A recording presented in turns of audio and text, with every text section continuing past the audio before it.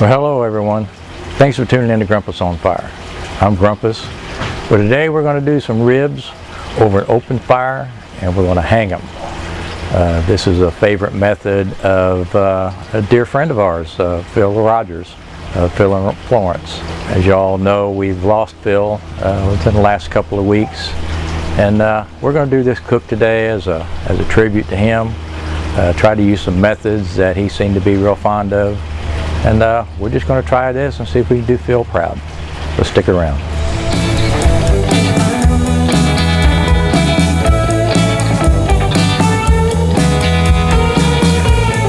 You know, Phil really loved his open flame cooking. Whether it be his pit barrel cooker, Weber Smoky Mountain. I don't have either one of those, but he was one that really encouraged me to build a fire on this vertical end of my smoker. So, in honor of him today, we're going to do that. And you've seen me do this before. I've got an ash pan at the bottom, grate that I cut through down in there, and we're going to use this pan to contain our coals. So we just dump our coals in here.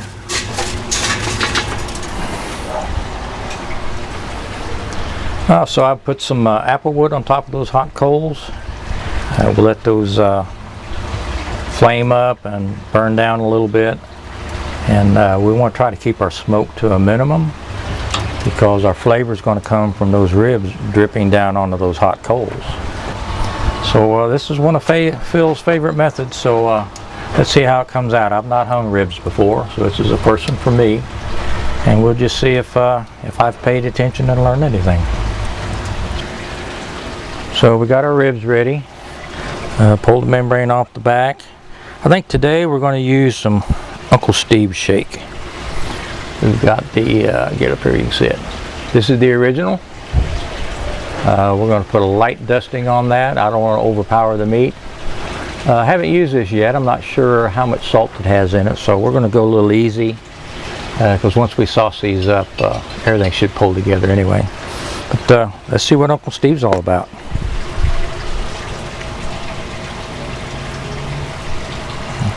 Put just a little bit on the back. That's where the bone's at, so there's not a whole lot of point in wasting a lot of shake on the back. Turn these over. Am I doing this right, Uncle Steve? Back and forth. Kind of got the bottle a little low because it's kind of windy today. All right, I think that'll be enough.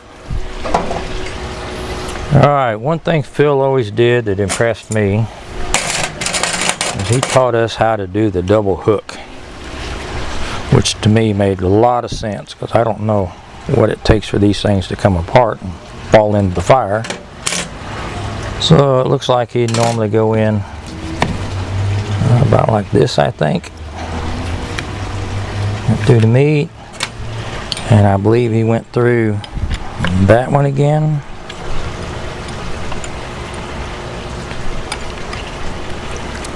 And that gave him plenty to hang on to with a double hook. I like that idea. So, Phil, every time I do this, I'm going to be thinking about you. Pull it through, pull it tight. Grab that, grab the next rib up. And there we go. Let these set a minute, we'll check the fire. Alright, fire's looking pretty good. I think it's time to hang. Alright, it's kind of hard to see in that dark hole. Hopefully when I get this meat in there you'll be able to see a little bit better. I want to pull one of my rods over, hang it right over in the middle. Get this first rack up here. There you go, hopefully you can see that. And we'll put the other one here right next to it. I'm going to pull this one out so it'll be over the fire. Pull this one over a little bit. And there we go. Let's leave those hang there for just a little bit. Loosen this up so you can see down. Hopefully those flames aren't licking up too high. But think once I close the door, the flames may die a little bit. Yeah, there we go. Hanging ribs just like Phil would. Well, for any of you guys might have a curious on how we're making this work, basically the principle we're using is just like a pit barrel cooker. Only with a pit barrel, or even a Weber Smoky Mountain, you know, you've got your exhaust at the top that you use to regulate any smoke or ventilation. And where you normally have your vents at the bottom, we're using our vents at the bottom, only they're on the side. So where you would normally adjust your air at the bottom of the pit, we're just doing it here on the side. It's the same draw, only difference is it's just traveling a little bit farther. But there's nothing between here and that fire to affect the air at all. So we've got airflow just like if you're doing this on a pit barrel or any kind of drum smoker. So just thought I'd throw that in there if y'all were trying to figure out if this is something you want to try and how does it work. Well, it's been an hour and 42 minutes. We've been holding a temperature between about 225, 250 in that range.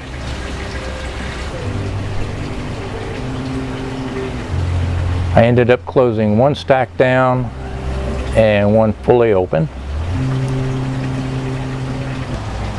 And our inlet damper has been choked down to about a ½ inch.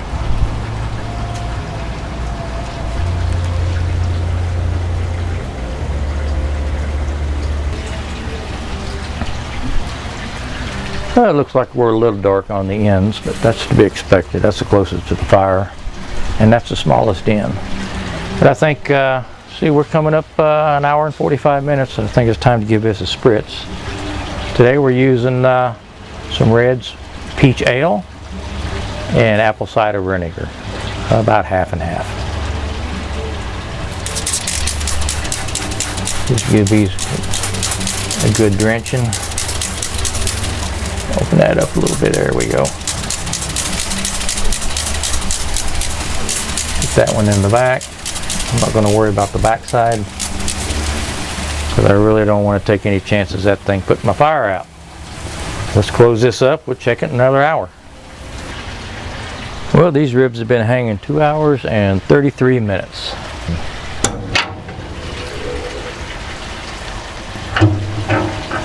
I'm going to reach in here with my little hook.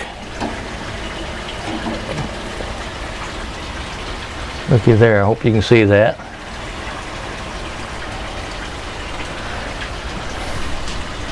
Alright, they got nice color. What we're going to check for, let's see how they bend. So I'll show you how to check for these. Just come up under them. And they're getting a little limp. They got a little ways to go yet. They're not real limp. Can you see? We're just starting to pull apart. Probably need to go. Let's go ahead and give that another half an hour or so. Get these hung back up, and then we'll check them again.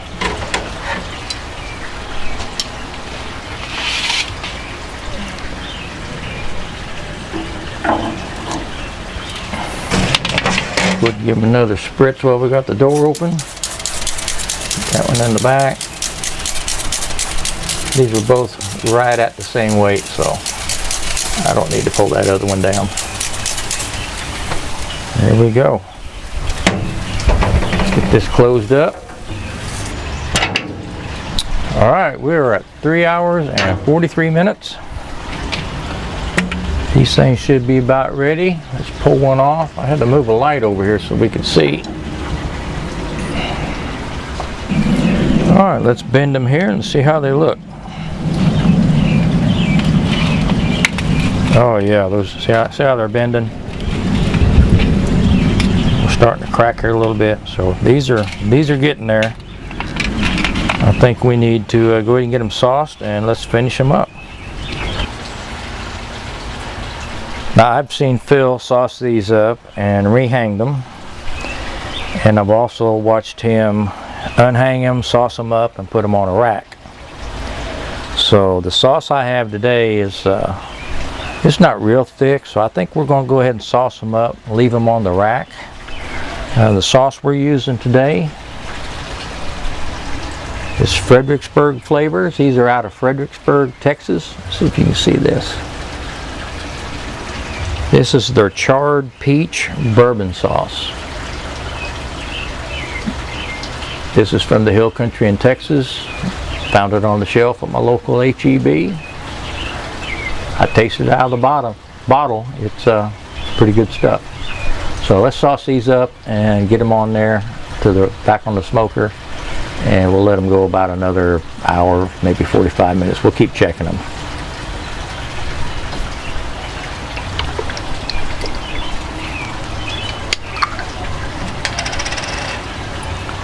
I've watched Phil's videos. He's never been shy about putting his sauce on these. Oh, look at that. That's got some big chunks in it. That looks great.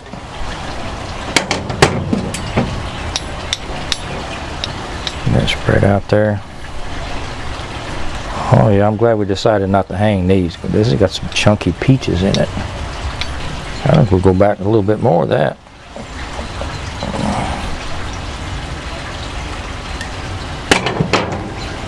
Looks like these ends closer to the fire got a little charred. But if we sacrifice a rib or two for the rest of them, I think it'd be worth it to pay the trade-off. Alright, let's get them thrown back on the fire. Let these bad boys finish up.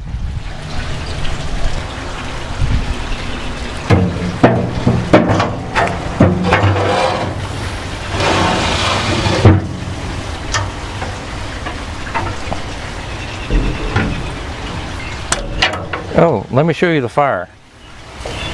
Now that little pan that I put the charcoal in is pretty shallow and it's not real big. So all afternoon I've been adding a handful of charcoal here and there, and I think I put two extra pieces of apple wood on there just to kind of keep the coals alive. So that's how we're running. There's not a whole lot of smoke, so let's just wrap this thing up. Well, these ribs have been cooking 4 hours and 34 minutes. I'm going to call them done. Let's see how we ended up. Yeah, look at that. Yeah, I'm going to say them finished. So let's run in here. Oh yeah.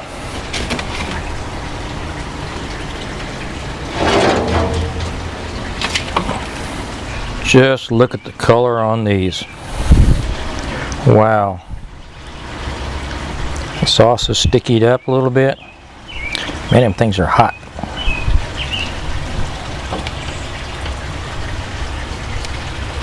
See if we can cut through one of these.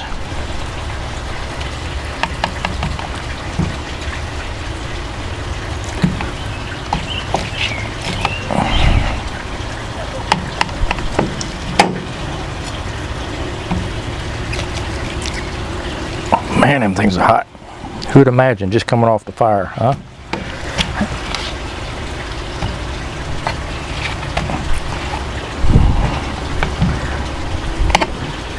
Boy.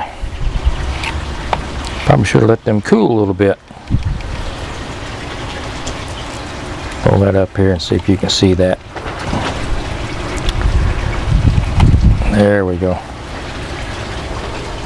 There we go. Might have to give that just a second to cool down before I bite into it and burn my lips. It looks nice and juicy. They are nice.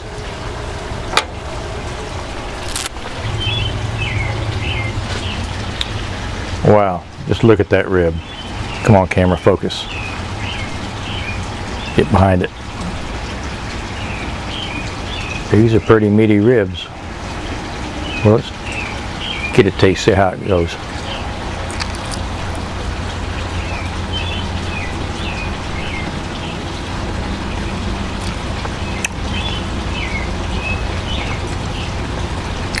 I think Phil will go in for another bite.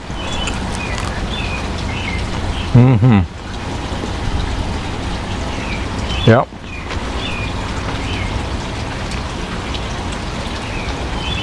Them are just right. I like that Uncle Steve's shake. That was the original. I didn't put it on real heavy. And I can taste it. It's not overly salty. And I gotta tell you, that peach bourbon glaze I put on that was a home run.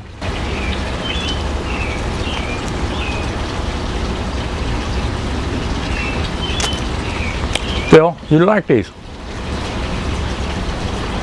You know, throughout this cook, I've been asking myself, what would Phil do?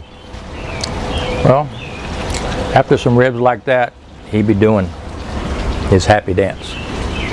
I'm gonna miss that, Phil. I know you're up there watching me. You've had a week or so to make some new angel friends. I hope you're all looking down. Give me a nod of approval. So hey, if you like what we've done today, hit the like button. If you haven't subscribed yet, why not? We'd sure appreciate it if you wanted to do that. I appreciate you all sticking around and joining me on my little tribute to Phil. Like everyone else, he's going to be missed. And thanks for watching Grumpus on Fire. I'm Grumpus. See you next time. Hey, for everyone watching this video, I just want to say thank you for sticking around and let me indulge myself in reminiscing over Phil Rogers of Phil and Florence. He and me have been going back and forth in correspondence for the last couple of years, and I consider him a very good friend. He's going to be sorely missed.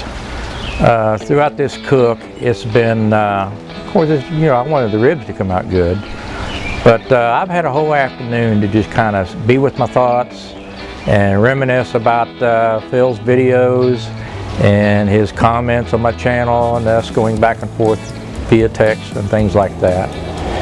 And I kind of feel like Phil's spirit's been with me today.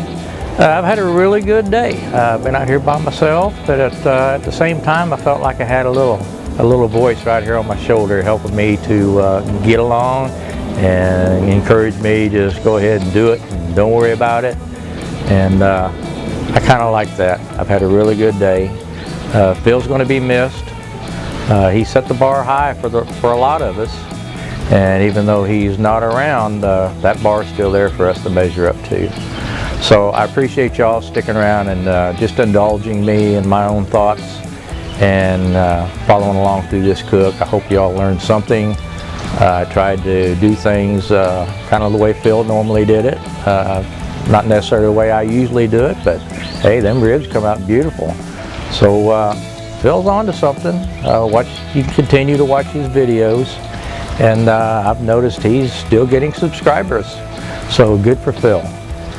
So anyway, I hope you all liked the video, and like I said, this is my own little personal tribute to a good friend that I'm going to miss a lot. Thanks for sticking around.